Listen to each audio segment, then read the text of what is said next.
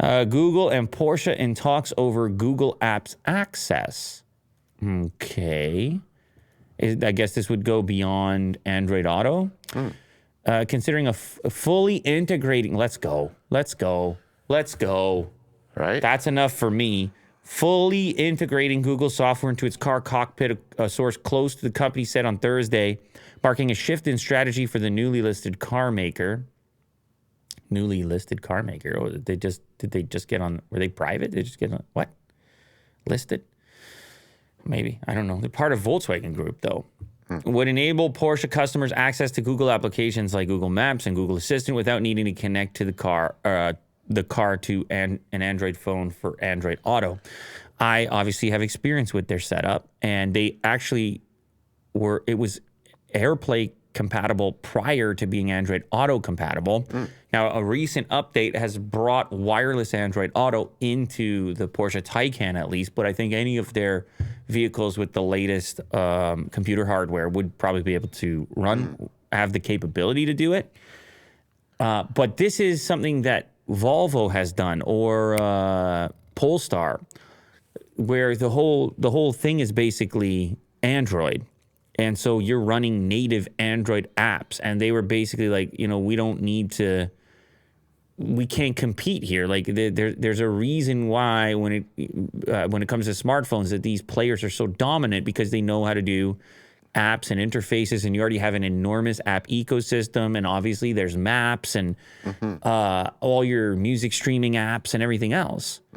It exists in there inside of that ecosystem. So taking out that one step and not needing to have the device connected at all times alleviates, I don't know, a little bit of stress there, and it allows you to avoid learning new interfaces, which is one of my main pet peeves with jumping in and out of different cars. Is like, and I don't know how.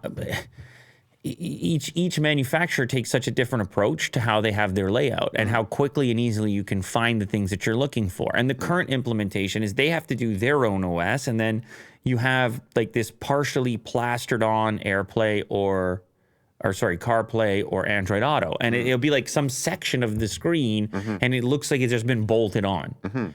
If you have full integration and it's just like all the time, you start up the car and everything is where you expect it to be. Now it says not using an Android phone to connect. How do you connect? Like, is it? No, it's saying, I mean, you still will be able to connect your phone, obviously, for communications and things coming through, but what they're saying is you don't need your phone connected. So currently, if you get into the Taycan, it's going to look for your phone, at which point it will then launch wireless Android Auto.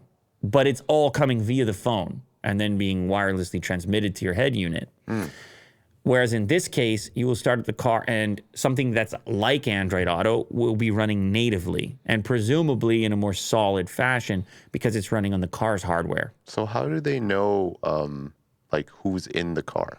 Well, you'll just set up different profiles. Okay. You'll set up different profiles and you can set up different profiles with different keys.